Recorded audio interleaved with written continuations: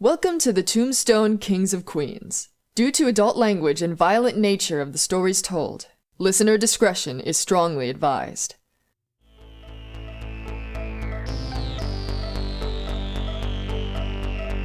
Episode 5, Wooden Stakeout.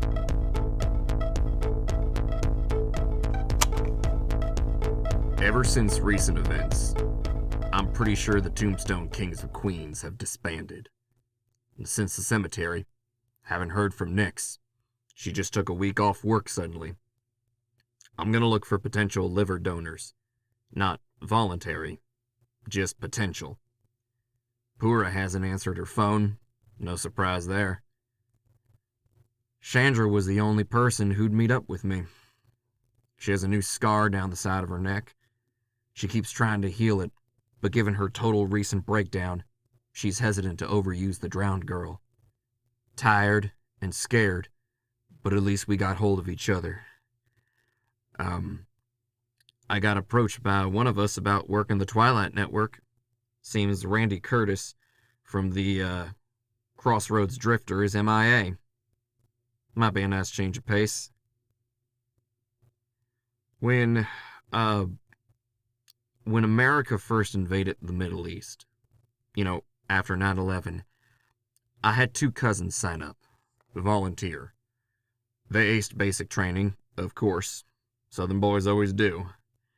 And after a year, one of them, Joe, came home. His tour would have firefights almost every day as they inched their way into enemy territory, each step more barren and dry than the one before. They never once saw who was firing at them. Whole battalion was wiped out in crossfire after they tripped up some landmine.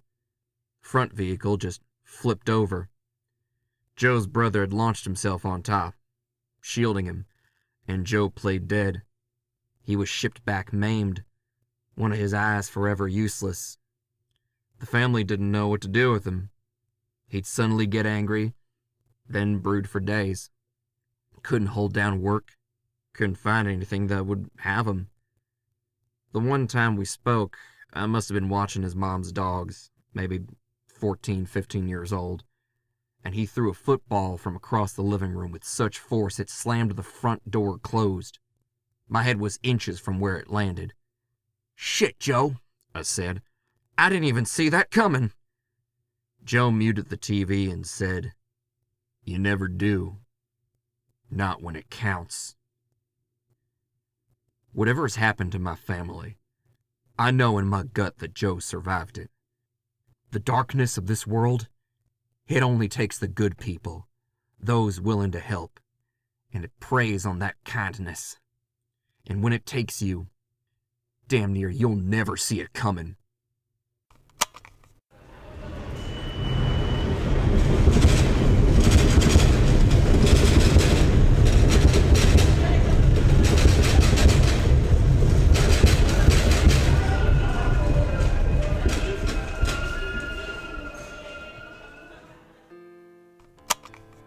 We have a lot of follow-up to do with Leslie gone. What happens to his house, his money, the mementos we borrowed for, because people who are not killed easily are gonna want him back, and you'd be amazed at how picky immortals can be about their stuff. Standing in the foyer of his house, it's the stillness that chills me. Like the house is a crowd at a wake, waiting for me to say something in Leslie's memory. And I almost do say something.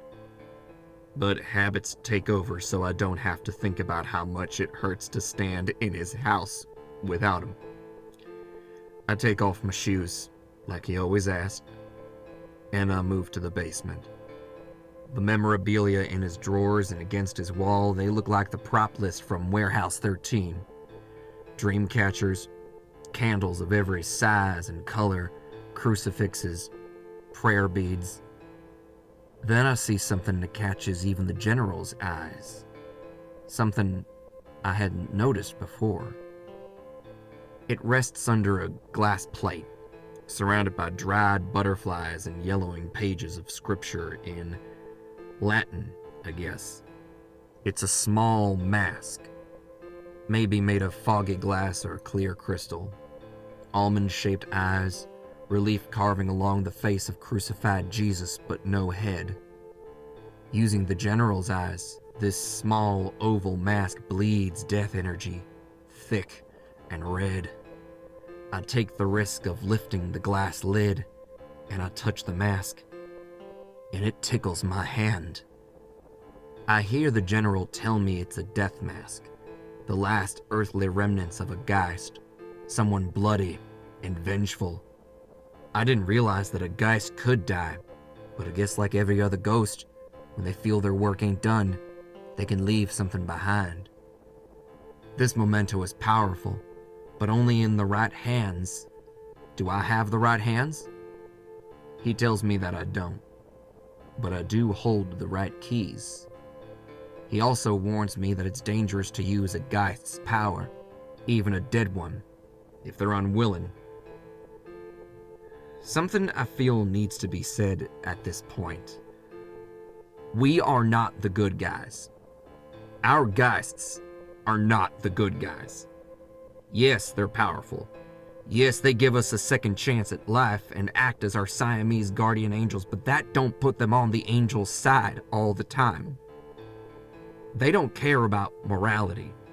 They don't really care who lives or dies. They don't care. Why would they? They've already died once. Every day is a negotiation of doing the right thing just to appease them. You spare one person suffering, you gotta double down on the rum, or you gotta fuck everyone else in the room, or you gotta hurt someone who don't deserve it, because that's what makes it happy. That's what's happening to Nyx. What I think is really quickly happening to me. As I hold the mask closer to my face, I smell the coppery sting of dried blood. And the general warns me that it may kill us both if I'm not careful when I unlock this thing's powers. Shit, I'm almost happy when I pocket it.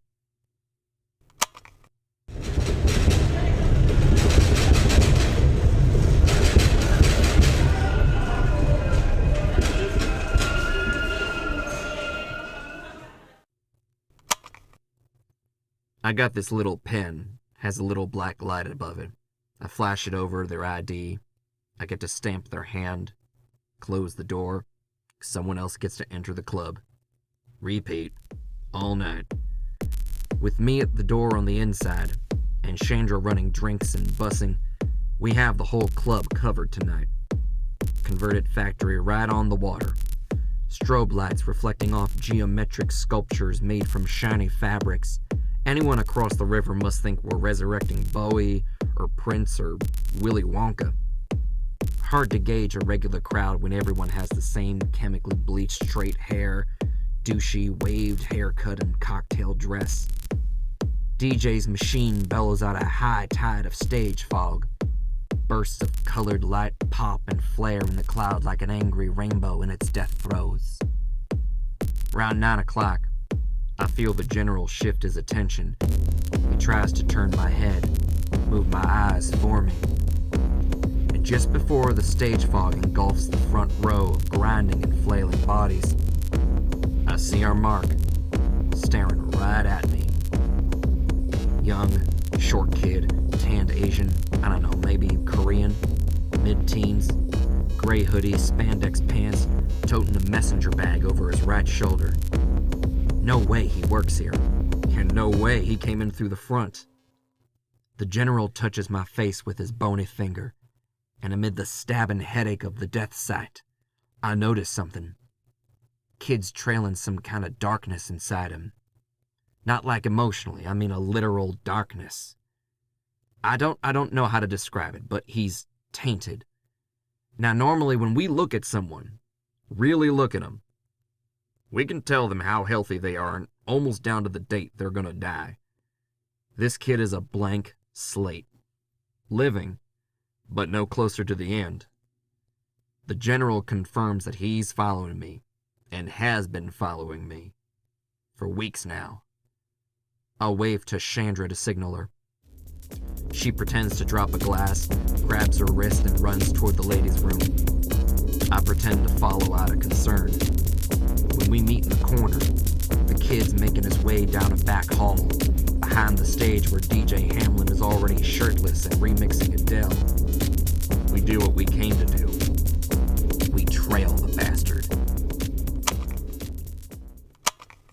He's about a block away when Chandra and I slip out the employees-only door.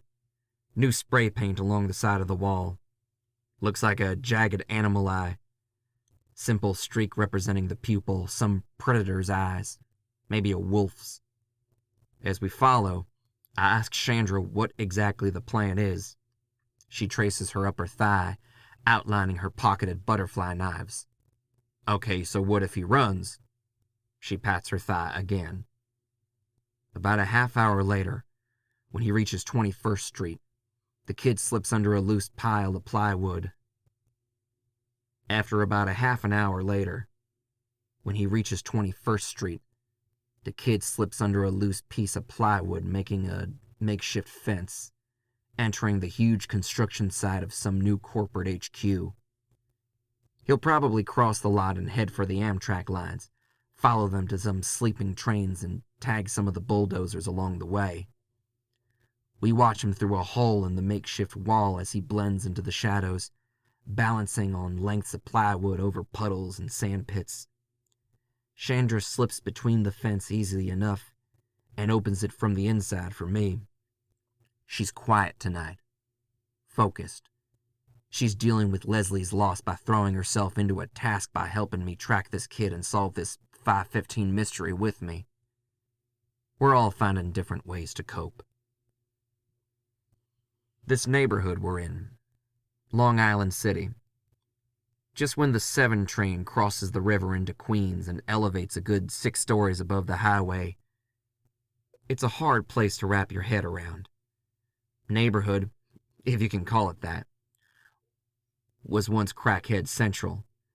Now it's all bike paths, artisanal burger and coffee shops, and skinny glass dicks serving as condos and office spaces, each 10 by 10 floor more expensive than the one next to it.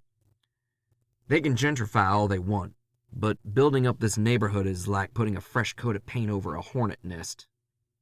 The skyline is cluttered and uneven until you get to these train tracks. LIRR and Amtrak run through here. It's nothing but mud and half-finished construction sites. This is the first time I get to lay eyes on the Queens graffiti mecca, a spray-painted effigy of culture marked for demolition. The kid stops walking when he reaches a crane, drops his bag. I think he's about to tag it when someone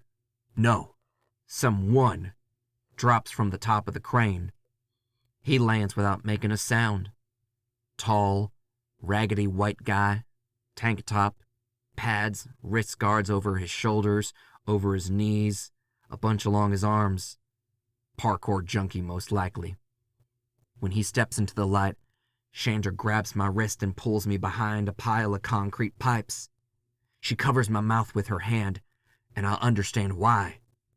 This new guy, he registers as dead. Not close to death. Dead. And he's way more agile and with it than anything Leslie would resurrect. Chandra doesn't have time to explain.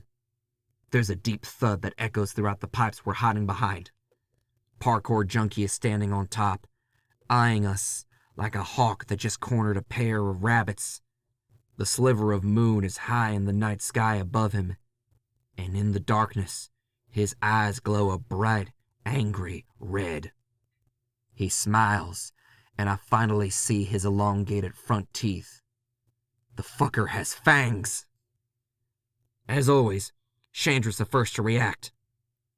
Her short dreadlocks stand on end, and I have just enough time to cover my eyes before a swarm of shadowy birds erupt from her scalp. I feel the rush and flapping of dozens of wings and hear a cacophony of hooting. As much as I hate when she manifests, it probably saves both our asses. Bloodsucker hisses and jumps away, dashing for the darkened catacombs of the graffiti museum. She flashes me one of her crazy smiles. "You realize," I say, "that we're about to chase a vampire on foot." "I know," She almost screams in excitement. She flips out one of her knives and licks the flat side. I can't keep up with her, she's too fast, but I can keep track of her. Grabbing the knife with my hand, I wipe my bloody palm across her forehead, leaving a streak. Go, I tell her, and she's off. The Hellraiser that Hurricane Katrina couldn't kill. Anytime I activate my stigmata manifestations, I get a stab in my chest and my left arm goes numb. I've only scried once using my blood before, and that was with Leslie's help. And I wasn't running through an uneven field made of mud and discarded concrete. I look down at the gash in my hand and try to see where Chandra is going. Both she and the bastard she's chasing go in through the front floor. Then I see side-to-side movement, like they're bolting upstairs. Then a corner, I think, damn it, I didn't want her fighting a goddamn vampire on her own, and not one that's freaking out on top of that. It's when I lose sight of her that I panic. What if it's faster than her? What if it's just leading, baiting her, trying to separate us? What if it's not alone? Why isn't Nix here to help fucking Pura at least? I get another flash. I see the towering CT bank building, moon behind it, maybe third floor. She's on the east side of the building, facing Manhattan, corner room.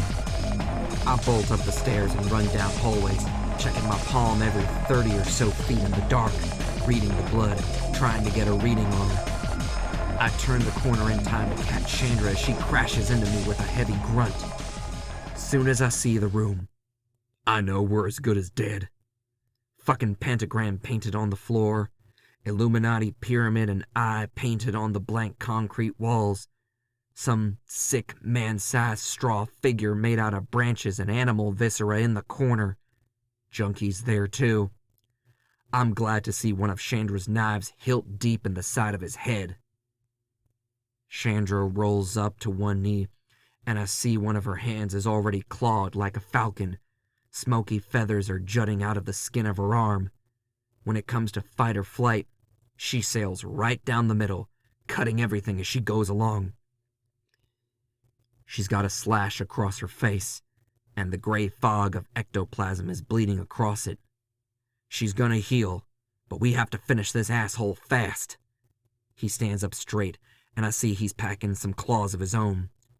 Both his hands are practically machetes, and he starts pacing, growling at us as his jaw extends to twice its normal size. Chandra motions with her head and says, "Lighter." I don't know what she means, so she charges again. I take the chance to pull out the General's saber guard and go stone skin so I can join the fight. Parkhorn knows what he's doing. He's wiry, he's fast, and he takes Chandra's roundhouse kick to the face like a concrete pillar. She moves again, and he flips over her like a damn hurdle, like she's standing still. As he lands behind her, he slices down her back with those claws, and she slips, tripping into the wall. In a shriek, she slides down as ungracefully as a bird smacking into a window. I crouch, waiting for Chandra to get up. She doesn't. I call to her. I call to her again. There's blood running out of her mouth, and her eyes are wide open. Why isn't she healing? I feel the General bristle up, and he and I are on the same page again. Black girl or not, Chandra was a brother in arms, and if you ever want to piss off a Southern boy, you go after his kin. I strengthen the call around my hand and prepare to do something incredibly stupid. From here on out, it's ashes to ashes, dust to dust. Vampires are fast, but this guy is inches from my face before I'm done blinking. In a flash of pain, his mouth closes around my neck. And that's when the flashbacks happen.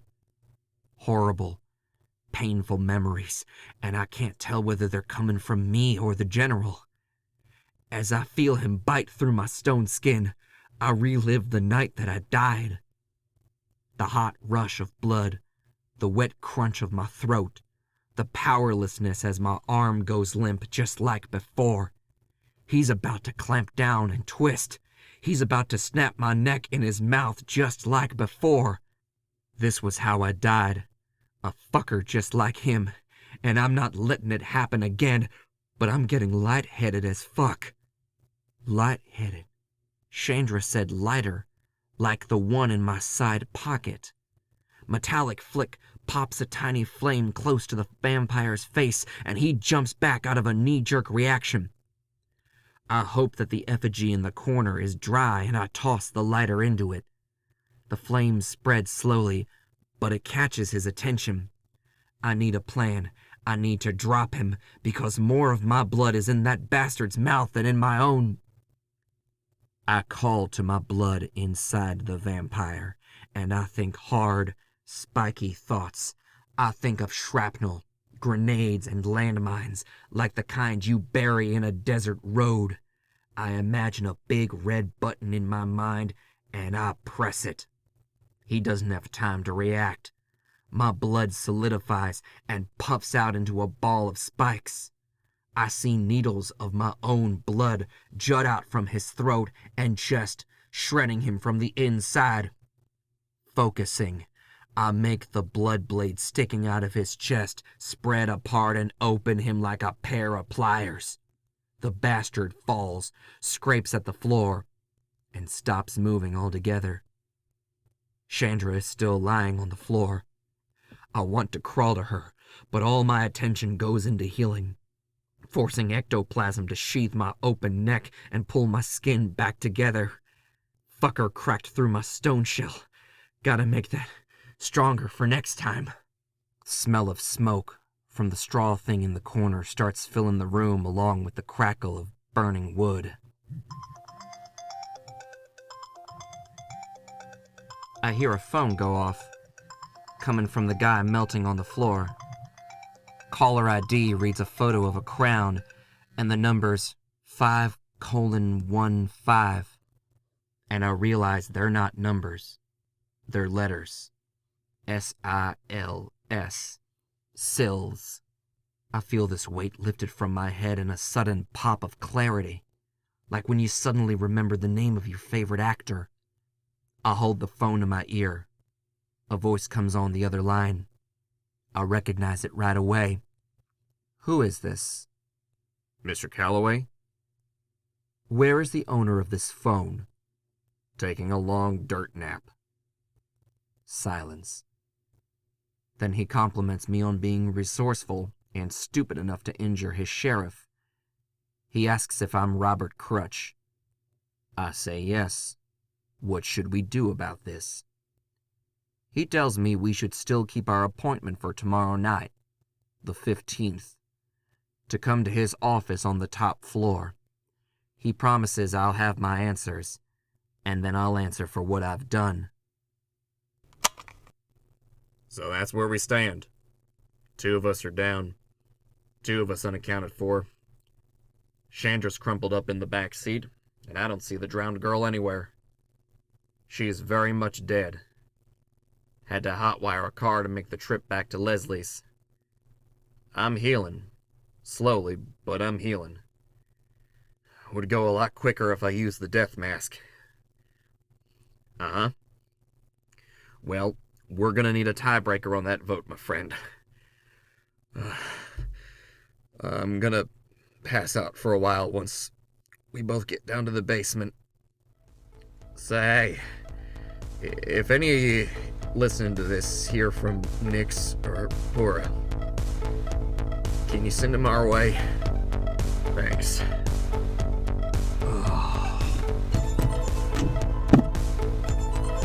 The Tombstone Kings of Queens is written by Uncle Yo, produced by Jimmy Lin and Uncle Yo.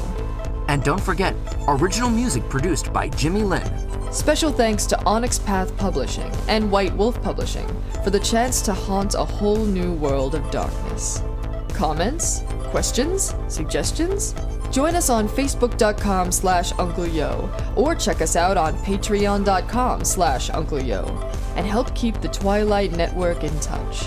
Game on, include everybody, and remember that death is only the beginning.